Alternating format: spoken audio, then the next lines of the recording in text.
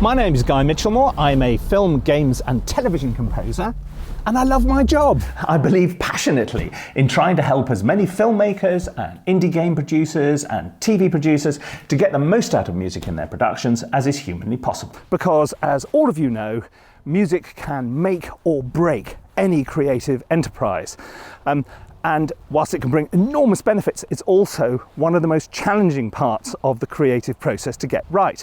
And so that's why I thought I'd do this short series of videos to help you get the most out of music and overcome some of the most common challenges which producers and directors face when working with music. And what we're going to start with today is how to communicate with your composer. So why is communication with a composer, why is talking about music so difficult? Well, the answer is, in part, words are pathetically inadequate ways of describing music. It's very much the same as wine tasting and why people end up, when they're wine tasting, going on about I'm getting sort of crusty hazelnuts kept in an old sock. They come up with guff like that because words are inadequate when it comes to describing flavour. Very similar thing happens with music. So here are my 8 top tips for communicating with your composer. Number 1, try not to use really obvious generic words and phrases. I know this is hard to avoid, but when people say, I want the music to be uplifting, I want it to be contemporary, I'd like you to think outside the box, things like this, because literally everybody says it, it therefore means almost nothing. Less is more. That's another one which crops up quite a lot. The trouble is, one person's less is another person's more, so you both go away thinking that you've communicated, but actually you haven't, and so you've both gone away with completely different ideas of what uplifting might mean. And one person's less is another person's more, and so we've got to think of a better way. Number 2, try to use specific musical examples both of you know. So for example, rather than just saying, I want it to be big and uplifting, you could say, I want it to sound like the music from Gladiator.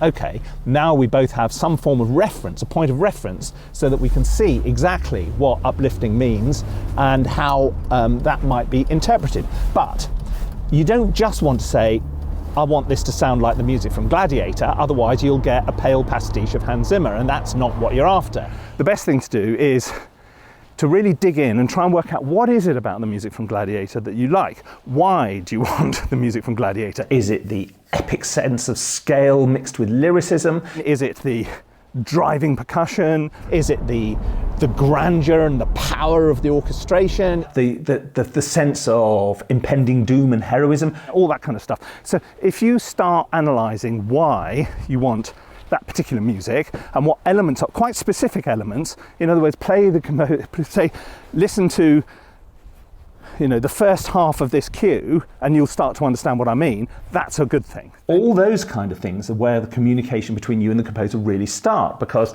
if you find those elements in there, then they may well be able to find another way of creating that same feeling and bringing that to your project, rather than just doing yet another pale pastiche of Hans Zimmer.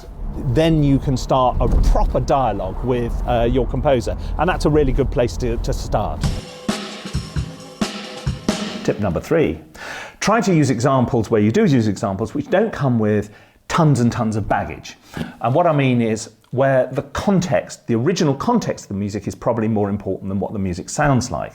For example, if you were going to use a little piece of music from the Nutcracker Suite, like the sort of Sugar Plum Fairy or something, with all these police cars crashing into each other, and you think that's going to be absolutely hilarious. It might be hilarious, but the reason it's hilarious is quite possibly because of your association with where it comes from. You imagine people in tutus leaping around, and when you then have a composer do something which is similar but different, it's not the same because it doesn't have the same context, and therefore it's nothing like as funny. It's not the music itself, it's where the music comes from.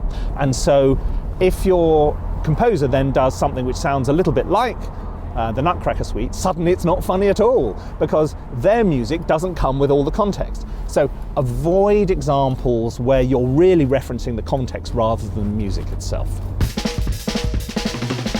Try to avoid, if at all humanly possible, the fateful phrase, "I'll know it when I hear it."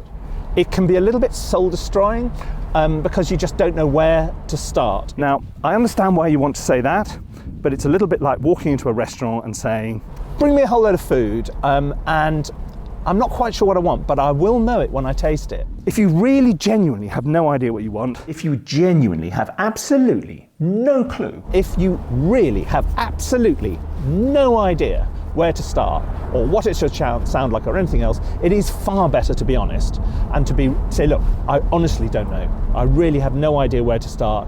Help me here." And then at least the composer can then start working together and building some understanding to find out what is going to work. So where you do have absolutely no idea what you want, or finding it very difficult to work out where to start by ruling things out rather than ruling things in. Do you want this to sound like contemporary classical atonal music? No. What about line dancing music? Probably not. Do you want screaming heavy metal? No. So you can see the way you start chipping away, and as you're drawing this sort of circle around which excludes certain things, inevitably it's also including certain things. So you're starting to define, however loosely, the sort of target zone for where you'd like the music to be. Don't concentrate on the sound of the music purely. Consider its function and its role in the production. This is really, really important. In many respects, the most useful kind of conversation you can have with a composer is about the function and role of the music, not necessarily what the sound of it is. So, for example, you might want to say, what I want from the music in this film is this sense of brooding unease, which I want to run throughout the whole film. So even when you're in a supermarket buying a can of Coke, something really mundane, I just want this sense of something ghastly is going to happen, or something might happen. That's really useful. That's a much more useful guide to what the music should sound like. And that kind of a brief is really, really useful, because that will give you something to hold on to. Another example might be, you may be, for example, producing a game and you say, "Look, I've got a dozen levels in this game, but all the levels are really different. So what I want the musical score to do is to provide it with cohesiveness. One of the main functions of the music in this project is to bind the whole thing together so it feels like one production rather than sort of lots of little sections put together." If you concentrating on function and role of music is sometimes way more useful than talking about what the music should sound like. So focus on role, focus on the function of the music rather than the sound of it, and that can be a really helpful way of communicating with your composer. Number 7, you are allowed to hate certain instruments. "I hate marimbas" is completely allowed. It's much the same as saying, "I hate broccoli." Everybody's allowed personal preference. What is not so good is if you leave your composer to go away for 2 or 3 weeks and she comes back with an epic piece of marimba symphonic writing, and that's the point at which you say, "Actually, I really don't like marimbas." Then the composer would have every right to feel aggrieved and start being miserable, and that isn't going to go down well. If you do have a personal aversion to certain styles, certain sounds, whatever, then you need to level with the composer up front so that they know what to avoid, and then everybody will get on fine and won't end up in shouting and screaming and in a ghastly, festering mess of retribution, which almost never happens. Number 8, avoid specific technical musical terminology. Even if you happen to have a doctorate in musicology, but the moment you say, "I think it would be better if that was a major chord rather than a minor chord," you are micromanaging, and you are therefore taking ownership of that, and you are losing your ability to manage because you no longer have the creative objectivity to say, does this piece work or not? So even though you might be dying to say, "Can't you just go up by a major third rather than going up by whatever?" Don't do it.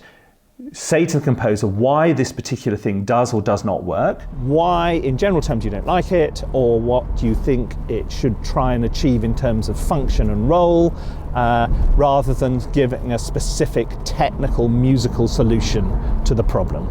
And avoid those musical terminologies, because ultimately it doesn't lead to a better score, it just leads to you getting your way and a miserable composer. So that's it from this edition. I could go on and give you 80 tips, but for the time being, I think that'll do. We'll be back with more, and if you want to be notified when we do come back with more, obviously you have to click the subscribe button. Also, if you look underneath this video, you will find a download link. Click the little link underneath this video and download our Filmmaker's Guide to Music, and it will come whizzing to an inbox near you, which we hope you find very, very useful. But look, that's all for now. Until next time, I'll see you soon.